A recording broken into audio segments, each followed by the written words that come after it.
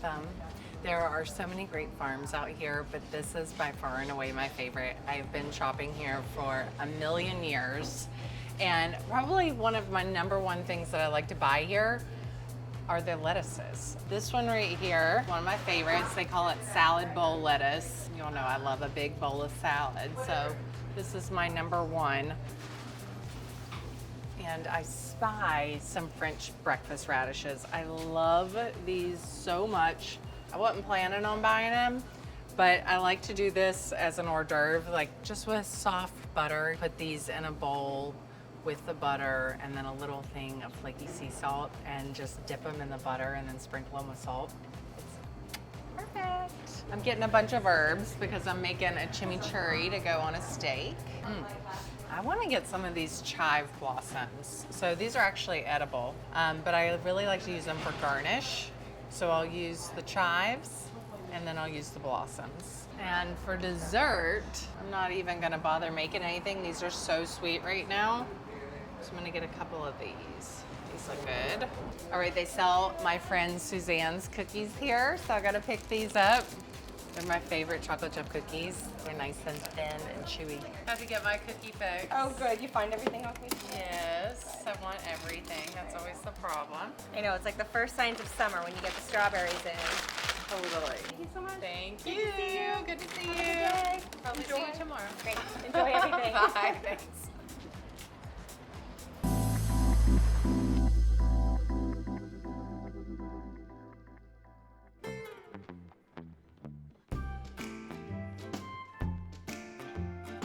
All right, I'm going to show you guys exactly what I like to make when I'm having friends over for dinner here in the Hamptons.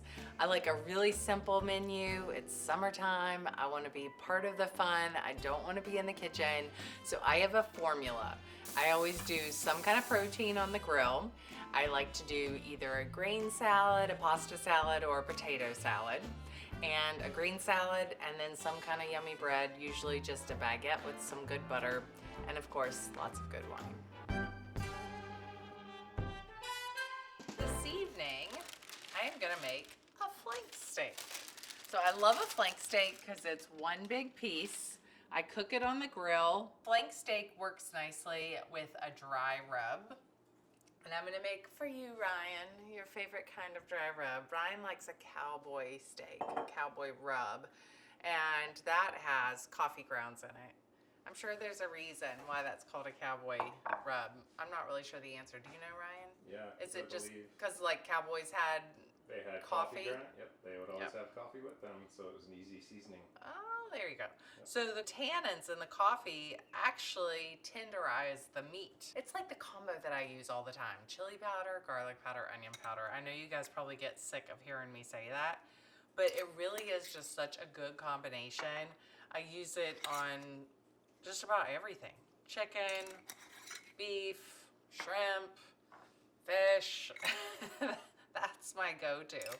I'm gonna also put a little bit of paprika in this because I think some smokiness from the paprika would be good. And you need a little bit of sweetness to balance out that acidity in the coffee and the bitterness in the coffee. So my brown sugar is always hard because it's humid here. So I think you can put it in the microwave and that loosens it up. There we go. All right. And salt, lots of salt. And a good amount of cracked black pepper. In my old age, I've gotten less into pepper. I don't use that much. Unless it's a cacio e pepe, I like it then. But like, no offense, babe. Whenever you make the roasted vegetables, you always put too much pepper. I know, you tell me.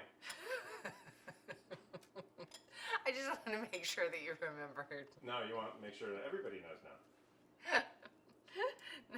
Now everyone knows that Ryan puts too much pepper in his roasted vegetables. I'm going to take this with my big boulders of brown sugar and rub it all over the steak.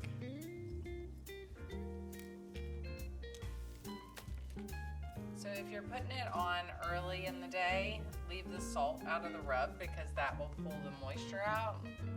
And instead Add the salt towards the end. Let it sit out for like 30 minutes before you put it on the grill so that it comes to room temperature. That's going to give you a more even cooking.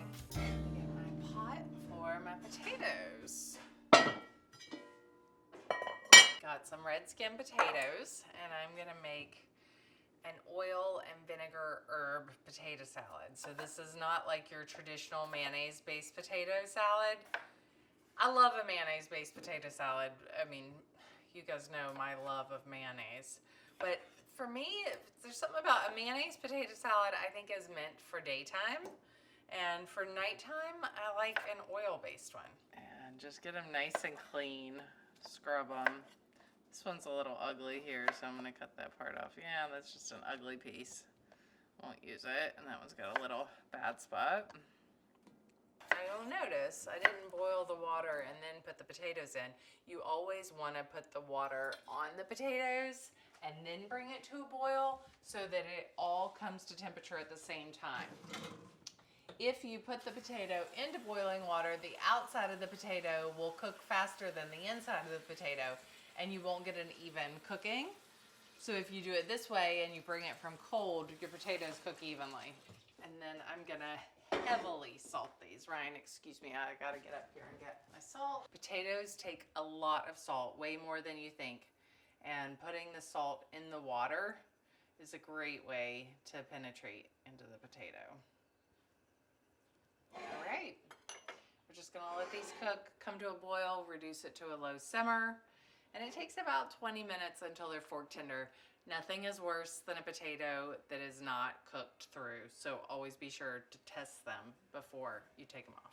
I'm gonna make my chimichurri so that that's all done when it's time to eat. And I've got some pretty big cloves here. So 2 big cloves. If your cloves are smaller, like 3 might work. I think I might just do 1 of these now that I'm talking it out. Grate the garlic.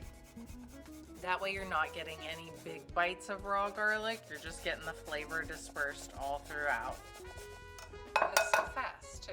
So I always like to do some sort of protein that's easy with something that zhuzhes it up.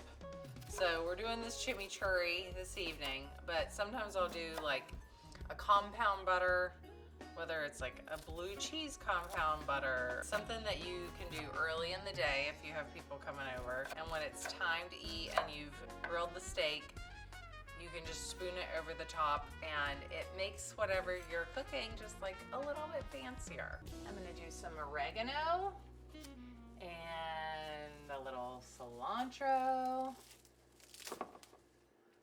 and a lot of parsley.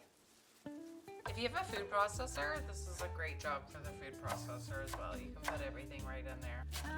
Rough chop at the beginning. I'm gonna get rid of these stems. That looks like a little herb garden back there, but it actually is where I store my herbs. Herbs go right in there. Good red wine vinegar. And some extra virgin olive oil.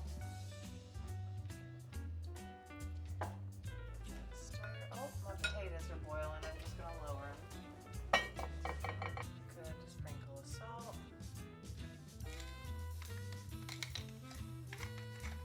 I think I want to make this spicy though. I think I'm going to put a chili pepper in here. What do you think of that, Ryan? Definitely. Little Fresno chili? Yep. Here we go.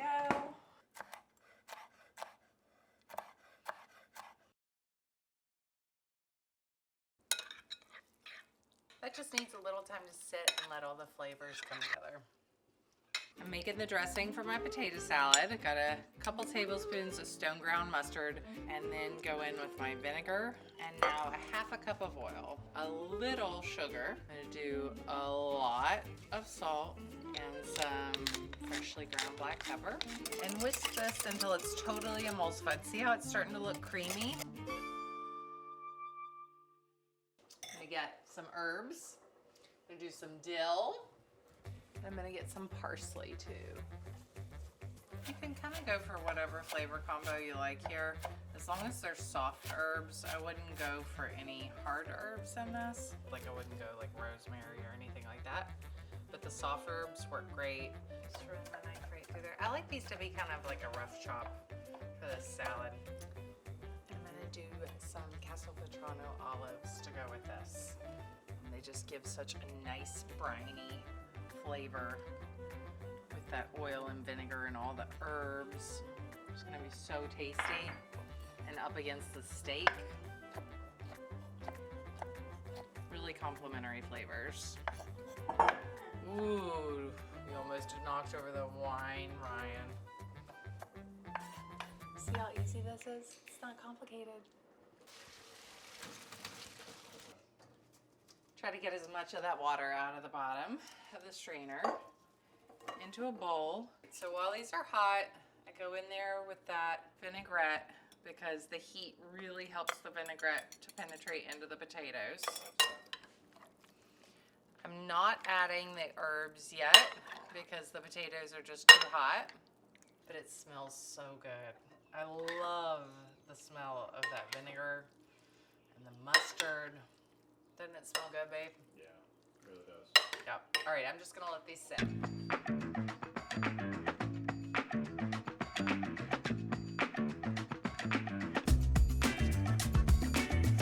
Got my grill nice and hot. And I like to go at an angle, and then I'm gonna turn it 45 degrees after it cooks a couple minutes. Olives and herbs. Let's just toss it all together. I've got Laura in here. Hey! Laura's prepping our radishes. I love a warm potato salad. It's just like something different, you know? And it can be served room temperature too. It's nice when everything doesn't have to be hot. Oh. Oh boy.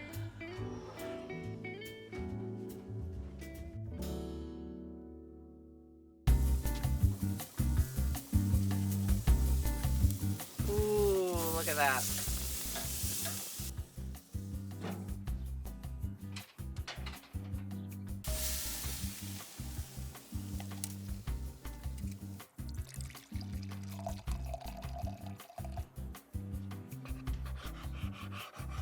I always cut it against the grain.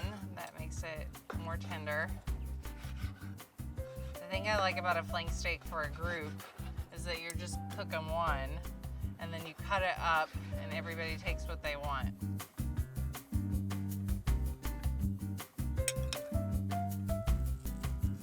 This potato salad looks awesome. Cheersing? Oh, it tastes good. Come on, cheers, guys. Cheers, guys. Cheers. Cheers. The potato salad is so good. Cheers, John. Cheers. Matt. Love making bites with the steak and a little bit of potato salad. Yeah, the stars of potato salad there. This is like the perfect summer version of meat and potatoes.